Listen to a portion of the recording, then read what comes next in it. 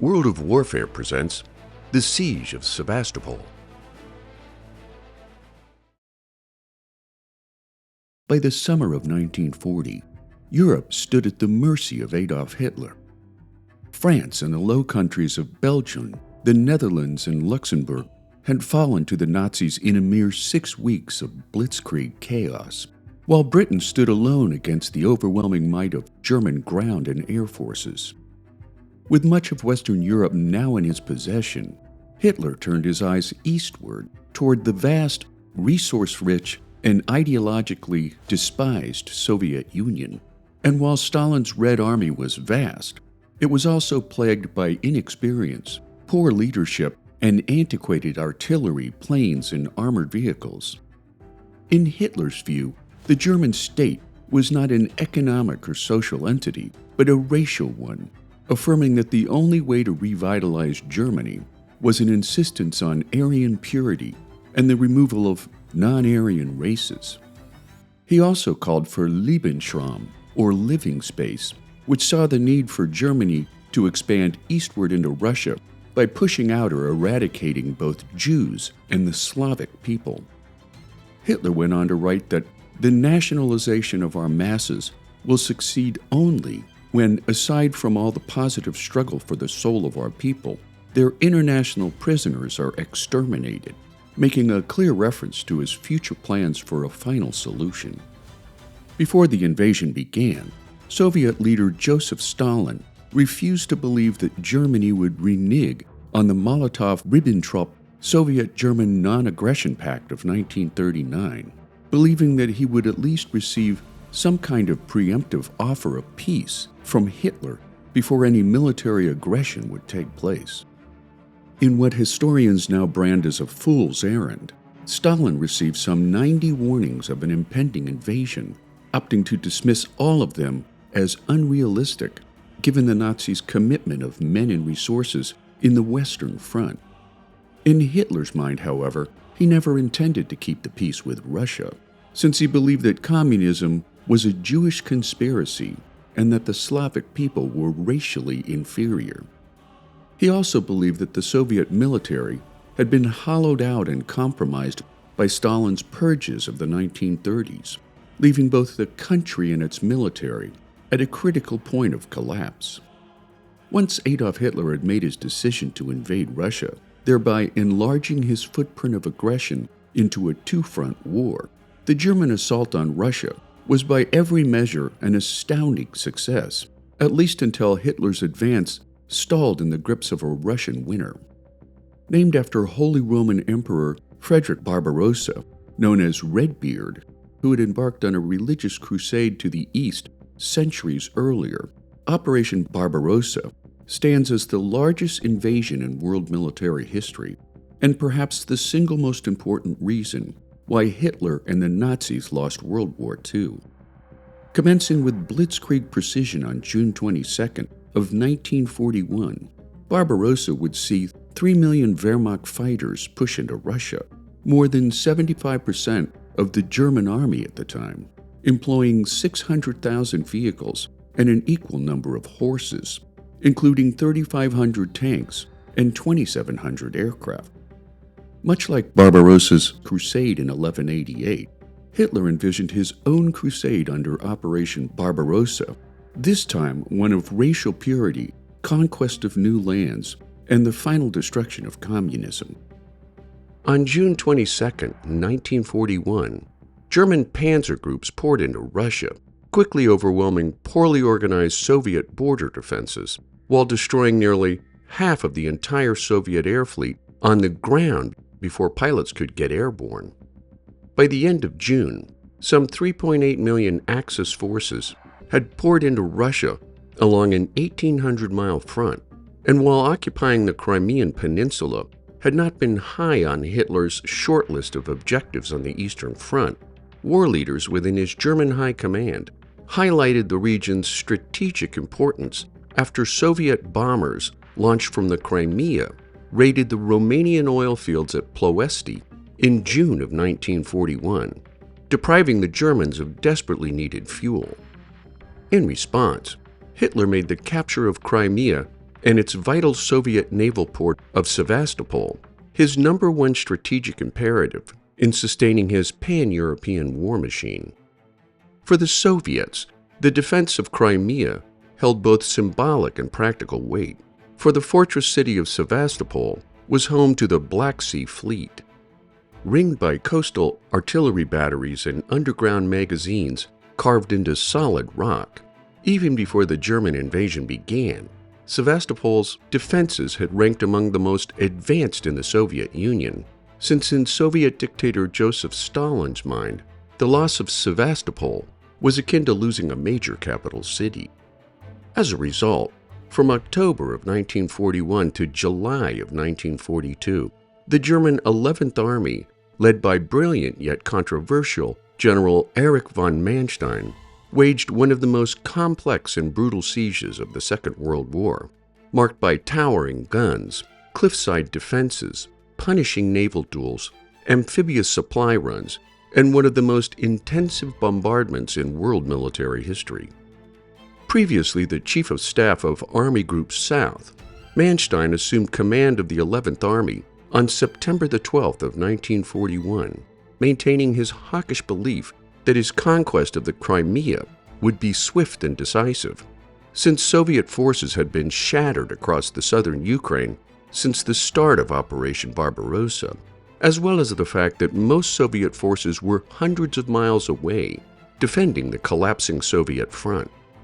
Yet his plans for a swift Blitzkrieg victory were stalled almost immediately at the Isthmus of Perikop, which is a narrow 4.3-mile stretch of land that connects the Crimean Peninsula to the mainland of the Ukraine. Considered the sole gateway to the Crimea, over the centuries the Isthmus of Perikop had been the location of some particularly fearsome battles, with fortifications added first during the Byzantine era by the Greeks, followed by the subsequent Crimean Tatars, followed by colonization by the Republic of Genoa in the 15th century. When Manstein took his turn forging across the Perikop Isthmus, his infantry struggled through open salt flats under withering Soviet fire, withstanding days of grinding combat, until his unit broke the Tatar ditch and stormed into the Crimea in late October. And while the breakthrough was a significant victory, Manstein's strategic success remained elusive. With his divisions now racing south towards Sevastopol, Soviet reinforcements were ferried into the city by the Black Sea Fleet. By the end of October, Stalin began an aggressive amphibious resupply of Soviet fighting forces at Sevastopol, delivering the 95th and 172nd Rifle Divisions, along with substantial amounts of artillery and ammunition, into the fortress city. At the same time, German forces met stiff resistance by Soviet holdouts near Kerch in eastern Crimea, which drew away a significant number of Manstein's forces to mop up Kerch region fighting. By late November of 1941, as winter set in and mud and exhaustion slowed German operations, Manstein launched his first Blitzkrieg attempt to conquer Sevastopol in early December, with a focus on overwhelming the city's northern defenses before Soviet reinforcements could be called up. Despite being outmanned 2-1 by the Soviet defense force at Sevastopol, the fortified defensive belts around the city, including massive Stalin line-style bunkers, coastal artillery batteries, and skillfully positioned concrete casements, proved to be an insurmountable challenge to the Nazis. Nevertheless, German infantry fought heroically against superior Russian positions, suffering heavy losses before being repelled by Soviet troops led by General Ivan Petrov, just in time for the Crimean winter to turn rapidly against Manstein's Axis forces. Despite the deteriorating weather conditions and his badly weakened forces, Manstein organized a second invasion push on Sevastopol, until the Red Army executed one of the most daring amphibious operations now known as the Kursk Feodosia landings. After several Soviet divisions landed on the east coast of Crimea, the Soviets quickly threatened to encircle Manstein's remaining forces after active fighting near Kursk had come to an end. In response, Manstein postponed his invasion plans for Sevastopol, instead shifting the bulk of the 11th Army eastward to repel the invaders for a months-long standoff against a dug-in enemy. The diversion gave the Soviets' Sevastopol garrison critical time to reinforce and reorganize their defense of the city, which resulted in 3 well-developed defensive belts around the city, dozens of new heavy artillery positions, expansive underground facilities that housed thousands of tons of ammunition, as well as coastal defense guns like the famous Battery 30 and Battery 35. By February of 1942, Sevastopol had become one of the strongest defensive positions in the world. Despite bitter conditions, Manstein spent the winter and spring chipping away at the Soviets' Kursk-Feodosia bridgehead, at last destroying Soviet forces in the Battle of the Kursk Peninsula in April and May of 1942, allowing him to refocus his forces on Sevastopol in Operation Storvang, or Sturgeon Catch in the English, the codename given to the Germans' second assault of the city. In response to German intelligence gatherings on Sevastopol's now unprecedented defenses, Manstein called in the largest artillery pieces ever used in warfare, including Karl self-propelled mortars and the Titanic 30-centimeter railway gun Schwerer Gustav. Manstein also positioned some 208 artillery batteries along a 22-mile front around the city, along with 12 11-inch coastal artillery howitzers and an equal number of 14-inch howitzers, both widely used in the First World War. Manstein's strategy for Operation Storvang was to envelop and destroy the Soviet defenses around Sevastopol in a coordinated display of systematic destruction, intended to obliterate each bunker, battery, and trench line with massive firepower before sending his infantry into the wreckage. German engineers installed miles of narrow-gauge rail lines to move massive guns like Big Bertha into position, while camouflaged nets and smoke screens would hide artillery placements from Soviet forward observers. As the battle neared, stockpiles of ammunition grew into small mountains, despite the many losses to Axis shipping by Soviet submarines, while Crimean airfields filled to capacity with Luftwaffe bombers, dive bombers, and reconnaissance aircraft. At 4:15 hours on the morning of June 2, 1942, German artillery guns opened fire in one of the largest artillery bombardments of the 20th century, including the 1,350-ton Schwerer Gustav supergun, capable of firing a 7-ton shell that could penetrate 30 feet of concrete, the Karl mortars known as Thor and Odin, both delivering 600mm self-propelled siege mortar rounds, as well as 6-barreled Nebelwerfer rocket batteries, which shook the ground with each explosive salvo.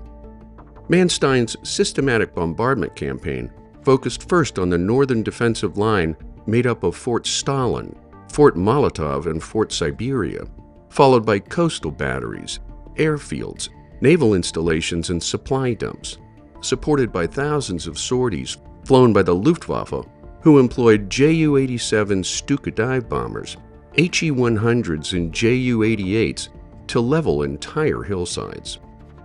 Lasting for a nightmarish week, Soviet soldiers described the experience as the earth opening up in an unending storm, like a hammer striking for days without pause.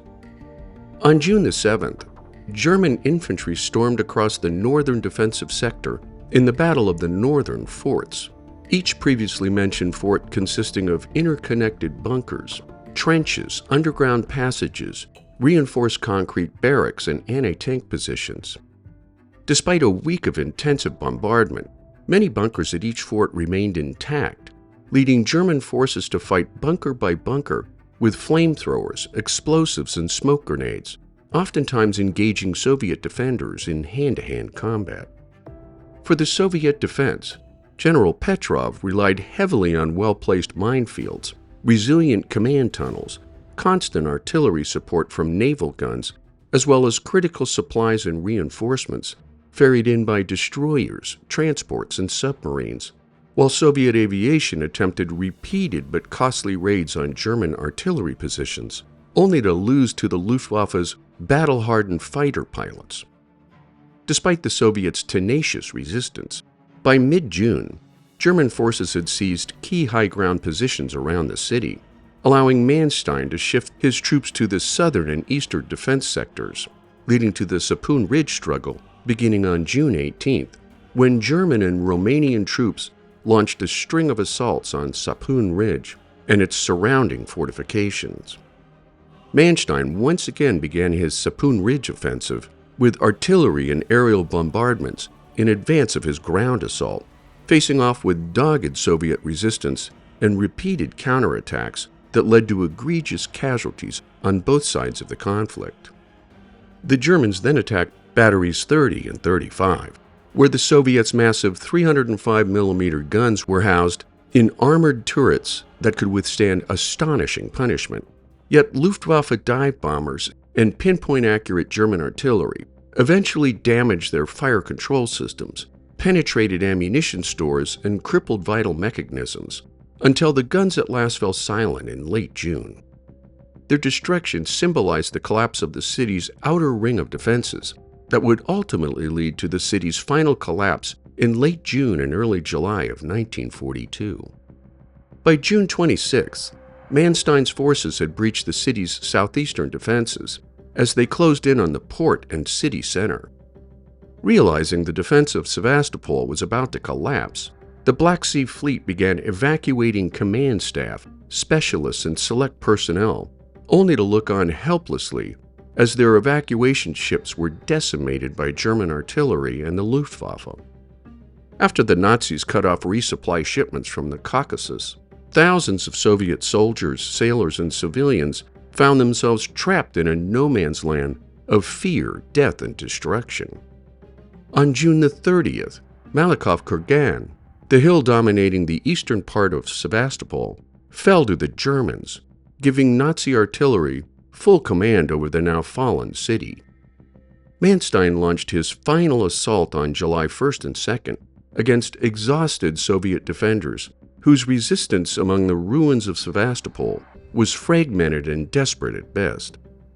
By July the 3rd, all remaining defenders had surrendered or been killed, and while 30,000 Russian soldiers had been successfully evacuated from the city, German records indicate that over 90,000 had been taken as prisoners of war. When Manstein reported to Hitler that the fortress of Sevastopol has fallen, Hitler promoted him to field marshal. The 7-month siege of Sevastopol proved to be a Pyrrhic victory for the Nazis, wherein the cost of victory had been greater than anything gained. By the end of the siege, 5,861 German and Romanian soldiers had been killed, 28,197 wounded, and 1,799 missing, while the Soviets witnessed 156,880 men killed or captured and 43,601 wounded or sick. While the Germans' victory has been labeled a tactical masterpiece by historians, thanks to Manstein's operational brilliance and the effective use of concentrated artillery power, the cost in lives and munitions would ultimately prove to be a hollow triumph that severely reduced the strength of Manstein's 11th Army, at the same time delaying the transfer of remaining healthy soldiers to the Germans' summer offensive of 1942, while some historians have suggested that the staggering resources consumed at Sevastopol indirectly contributed to the Germans' disaster at Stalingrad later that year. For the Soviets, their heroic Alamo-style defense of the city tied down the entire German 11th Army for 7 months, which in turn bought essential time for the Red Army to prepare its defenses along the Volga. In its aftermath, the siege of Sevastopol quickly became a symbol of Soviet courage, ingenuity, and resilience in what would prove to be one of the most dramatic and brutal sieges in world military history, a World War II epic built on fortifications, bombardments, amphibious operations, naval duels, and mountain warfare. In the end, the fall of Sevastopol marked both the high-water point of German siege warfare, while its overreach and obscene consumption of resources marked the beginning of Germany's long strategic decline that would end in the destruction of Berlin 3 years later.